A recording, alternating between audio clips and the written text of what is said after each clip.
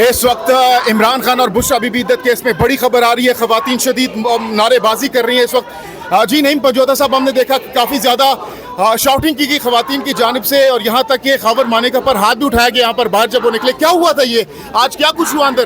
دیکھیں, یہ جو خاور مانیکا ہے یہ خاص طور پر آج پلانٹ کر کے لایا گیا تھا کہ آپ نے جا کر صرف اور صرف بکواس کرنی ہے عدالت کے اندر, اور ہم نے عدالت کو کہا کہ آپ نے فیصلہ جو ہے محفوظ کیا تھا, اور اس کے اندر آپ نے اس لاسٹ جو حکم ہے اس کے اندر لکھا تھا کہ اگلی ڈیٹ کے اوپر 9 بجے خاور مانیکا کے وکیل کو سننے کا جو ہے وہ موقع دیا جائے گا, اور آپ سن کے ان کے آرگومنٹس مکمل ہونے کے بعد آپ اس کے اوپر فیصلہ دیں. آپ خاور مانیکا کے وکیل کو سن لیں.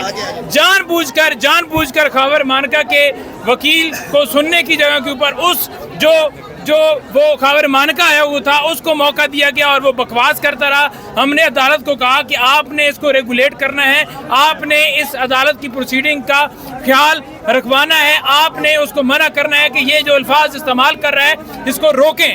لیکن نہیں روکا گیا. 1-2 دفعہ جج صاحب نے کہا کہ آپ ایسا نہ کریں, اس کے باوجود کوئی 20 سے 25 دفعہ اس نے غلط زبان استعمال کی, اور اس نے کہا کہ میں جو ہے جج صاحب آپ پہ اعتماد نہیں کرتا, میں نہیں سنوانا چاہتا آپ کے اوپر کیس.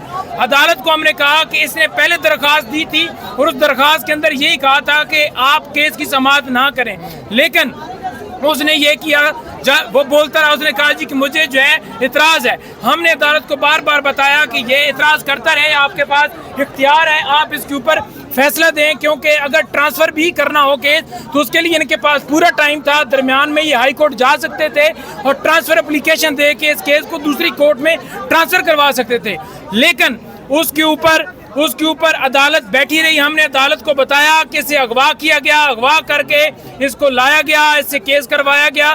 یہی وہ خاور مانیکا تھا جو قسمیں کھاتا تھا کہ وہ بڑے صادق ہیں, امین ہیں, اور پاکیزگی کی قسمیں کھاتا تھا, بیان دیتا تھا, اور آج اسے پلانٹ کر کے لایا گیا ہے. عدالت کے اندر کچھ ایسے لوگ لائے گئے تھے جن کا صرف مقصد یہ تھا کہ شور مچانا. ہم نے عدالت کو یہ بھی بتایا کہ وہ اس مقصد سے آئے ہوئے ہیں کہ انہوں نے شور مچانا ہے, عدالت کی پروسیڈنگ کو انٹرپٹ کرنا ہے. وہ چاہتے ہیں کہ کیس کی سماعت جو ہے ملتوی کی جائے.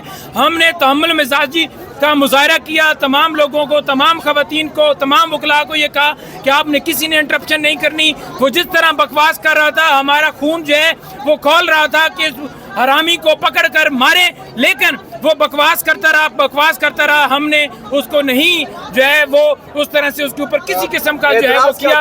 خاور مانیکا کہتا ہے جی کہ مجھے اعتراض ہے کہ آپ کیس نہ سنیں, کیونکہ اس اعتراض صرف اس لیے ہے کہ آج فیصلہ جو ہے محفوظ ہوا تھا, اور اسے پتا تھا کہ آج سزا جو ہے, کیونکہ جھوٹا کیس ہے, سزا جو ہے ختم ہو جانی ہے, اس لیے وہ چاہتا تھا کہ اس کے اندر ڈیلے ہو.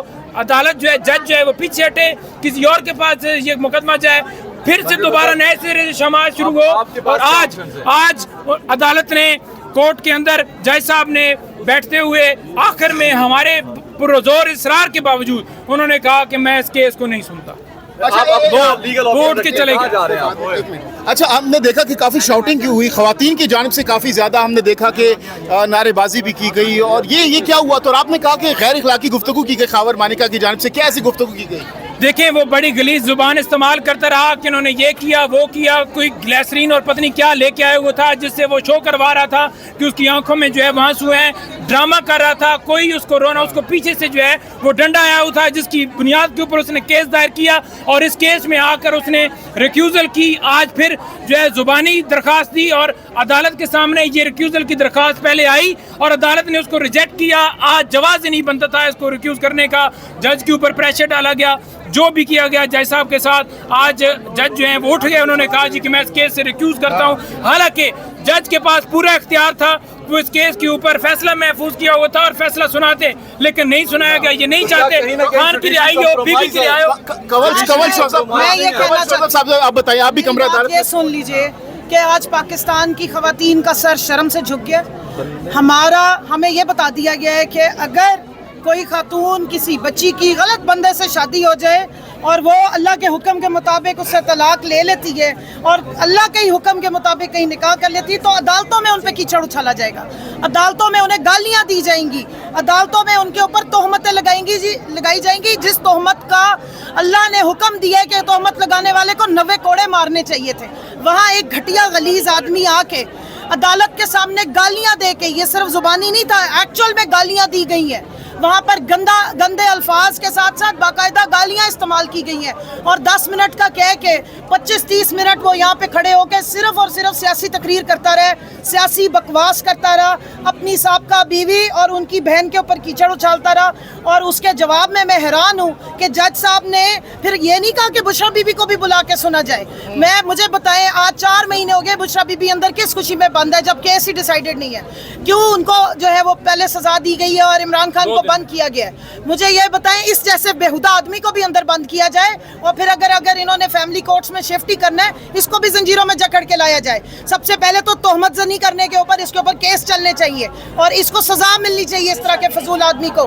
اس کو میں یاد کرا دوں اس گھٹیا غلیظ آدمی کو کہ اس نے اپنی بیٹی کی دوست سے شادی کی ہے 19 سال والی, جس کو آج جو ہے وہ اللہ رسول یاد آ رہے تھے.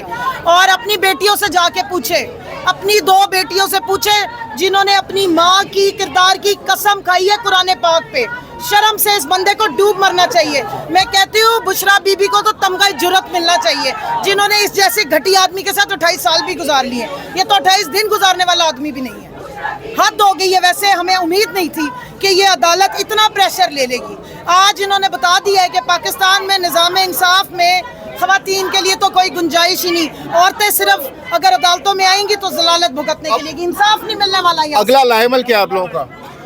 اگلا لاہ عمل یہ ہے بھائی, فیصلے کا انتظار کر رہے ہیں. اگلا لاہ عمل ہمارا تو ہمیشہ آئین کے حدود و قیود میں اسی سڑے ہوئے نظام سے ہم نے ہمیشہ جا کے رجوع کیا ہے. وہی آئین کی کتاب جسے اٹھا کے ردی کی ٹوکری میں پھینکا گیا, ہم اس کو عزت سے آنکھوں سے لگاتے ہیں اور آ کے اس کے مطابق بات کرتے ہیں.